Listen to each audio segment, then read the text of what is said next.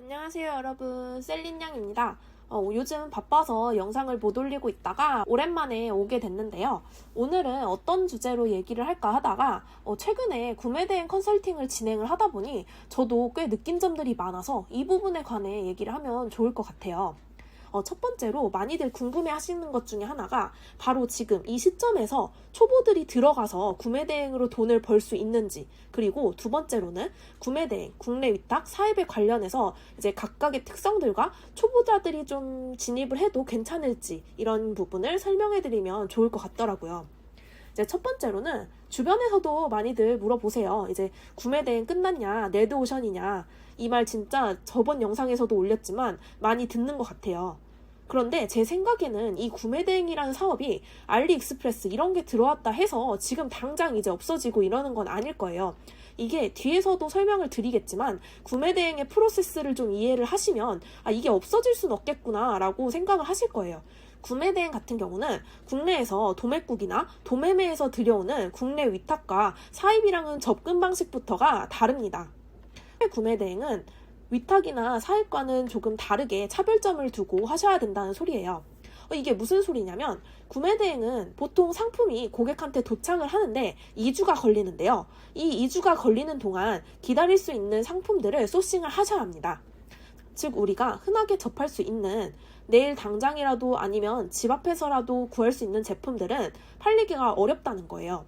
보통 구매대행 끝났다 이러는 분들 보시면 구매대행 경험은 없으시고 바로 국내 위탁이나 사입으로 먼저 이제 온라인 쇼핑몰을 운영을 해보셨구나. 구매대행을 하긴 하는데 뭔가 방법이 조금 잘못된 분들도 종종 있었어요. 제가 그래서 이제 컨설팅이나 이런 부분에서 진행을 할 때는 이게 잘못된 거다 하면서 이제 수정을 어떻게 해야 되는지 방안을 제시를 해드리기도 했고요. 예를 들면 이제 이런 거예요. 이게 딱 봐도 팔리지가 않은 상품인데 이거에만 이제 매달려서 계속 열심히 수정을 하시는 거예요. 상품을 예쁘게 보이도록 조금 더 가공을 하시고 있는데 이거를 하나 하실 때 시간이 얼마나 걸리셨어요? 물어보면 일주일이 걸리는 분들도 있었고요. 보통 3에서 4일 이렇게 얘기를 하시더라고요. 해외 구매대행으로 팔릴 상품이 아닌 게 너무 빤히 보이는데 그거를 열심히 시간 들여서 소싱해 오셔서 수정하고 계속 올리는 분들을 보면 조금 안타까웠습니다. 등록을 하더라도 좀 팔릴 만한 확률이 높은 것을 해야 하는 건데 이제 감에 의존해서 이거 팔릴 것 같아 이렇게 해서 파는 분들이 꽤 있으신 것 같더라고요. 근데 이제 이러면 안 되고 중국 구매대행은 확실히 소싱을 할 때부터 정답이 어느 정도는 정해져 있고 팔리는 상품군도 좀 정해져 있기 때문에 팔리는 카테고리들을 좀 염두에 두고 하시면 안 팔릴 수가 없어요, 사실. 이 부분은 제가 컨설팅이나 강의를 하면서도 정말 많이 느끼는 부분이에요. 이제 가르쳐드리고 좀 꾸준히 해주시는 분들은 지금이라도 매출이 점점 우상향하셨어요. 그렇다는 건 아직까지 초보자들이 구매대행을 하기에는 괜찮다는 거겠죠. 그리고 이제 두 번째로는 온라인 쇼핑몰을 하시면서 국내 위탁과 사입을 해보다가 안 되셔서 구매대행으로 넘어오신 분들도 꽤 있었는데요. 이제 부업으로 처음에 온라인 쇼핑몰에 많이 진입을 하게 되시는데 저는 솔직하게 확률이 높은 쪽으로 가셔야 된다는 생각을 해요. 이 말은 초보자들이 진입을 하시더라도 돈을 좀 빠르게 벌 수 있는 방법을 한번 택해 보셔야 된다고 생각을 해요. 결국 저희가 온라인 쇼핑몰을 하는 게 그냥 내가 쇼핑몰에 너무 관심이 있어서 하시는 분들도 있겠지만 결국은 부업으로 하시면서 수입을 좀 창출해내기 위해서 하시는 분들이 많잖아요. 구매대행 같은 경우는 일단 경쟁이 좀 덜하고 확실히 국내 위탁하는 분들이나 사입하는 분들이 건들지 않을 만한 것들도 소싱을 꽤 하다 보니 수입을 조금 늘리실 수가 있어요. 그리고 국내 위탁 같은 경우는 도매매나 도매국 이런 데서 소싱을 하시는 분들이 많더라고요. 이런 경우에 물론 잘 되는 분들도 있습니다. 저도 여기서 이제 소싱하는 방법도 나쁜 건 아니라고 생각을 해요. 상품을 잘 찾고 잘 팔 수만 있다면 충분히 메리트 있고 저도 여기서 소싱을 해서 팔아보기도 했어요. 그런데 초보분들의 말씀을 들어보고 진행하시는 거를 들어보면 이게 그냥 한다고 해서 되는 게 아니었다. 이거를 좀 많이 느꼈어요. 아무래도 국내 위탁 제품들은 시중에 있는 제품들이 많아요. 이 말은 이제 다른 판매자가 더 잘 팔고 있는 그런 제품들도 많은 거고요. 상대적으로 경쟁률이 세죠. 아무래도 국내 위탁 제품들은 시중에 있는 제품들이 많고 도매매 이런 데서 가져오는 제품들은 쉽게 구할 수 있는 제품들이 많아요.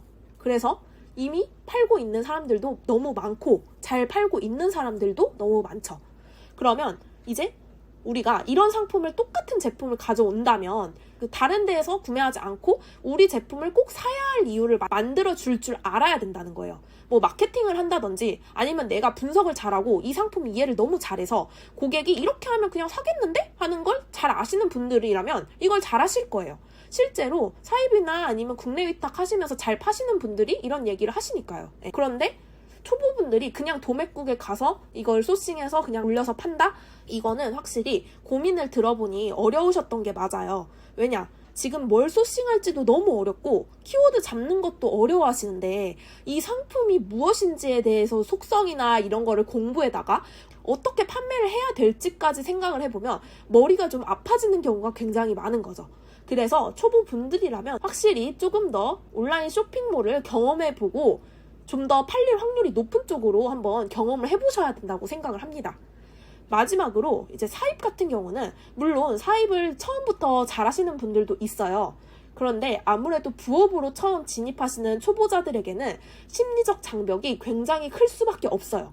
잘 되면 큰 돈을 버는 건 맞지만 이게 리스크를 아예 생각하시지 않을 수가 없죠. 일단 사입 같은 경우는 이게 잘 팔릴지 안 팔릴지 등등을 좀 잘 모르는데 그냥 사왔다가 재고로 남는 리스크를 생각은 하셔야 되기 때문이에요. 이거를 아시고서 이제 좀 진입을 하시기를 두려워하시긴 하죠. 그리고 초보자들은 리스크를 감수하기가 어려울 것 같다면 일단 구매 대행을 하셔서 온라인 쇼핑몰의 전반적인 과정을 한번 경험을 해보시고 좀 알겠다 하실 때 그때 이제 국내 위탁이나 아니면 사입 같은 부분으로 넘어가셔도 늦지는 않다고 말씀드리고 싶어요. 영상이 도움이 되셨다면 구독과 좋아요 눌러주시고 다음에 더 좋은 정보들로 찾아뵐게요.